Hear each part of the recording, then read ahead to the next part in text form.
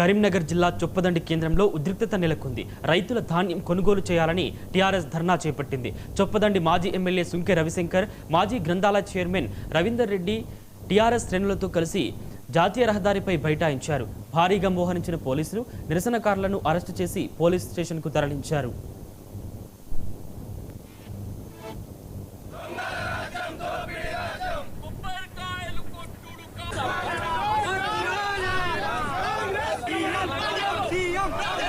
రోజుల క్రితం కల్లాలలో పోసినటువంటి ధాన్యాన్ని ఇప్పటి వరకు ఒక్క ధాన్యపు గింజ కూడా కాంగ్రెస్ ప్రభుత్వం కొనుగోలు చేయలేదు.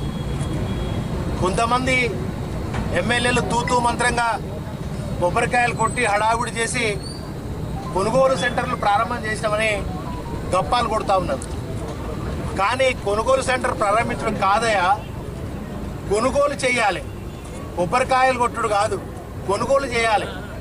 ఇవాళ కాంగ్రెస్ ప్రభుత్వం వచ్చిన తర్వాత మరి రైతులను వెన్నుపోటు పొడుస్తూ ఉంది.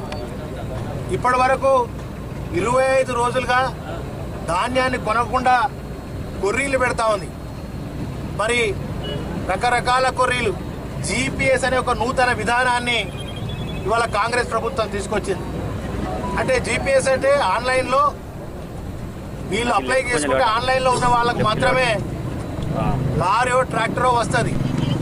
అది హుజరాబాద్ నుంచి వస్తుందా, వరంగల్ నుంచి వస్తుందా, ఖమ్మం నుంచి వస్తుందా, అది ఆన్లైన్లో ట్రక్ షీట్లో ఉంటేనే ఆన్లైన్లో రికార్డ్ అయితేనే వాళ్ళకి ఆ వెహికల్ వస్తుంది. అంటే ఈ విధానం ద్వారా జీపీఎస్ విధానం, ఆన్లైన్ విధానం ద్వారా, ట్రక్ షీట్ విధానం ద్వారా 2-3 నెలలు కొనుగోలు చేయడానికి అవుతుంది. రైస్ ఏమో మరి బ్రహ్మాండంగా విపరీతమైనటువంటి ధాన్యం పండింది, పుట్లుగా పండింది.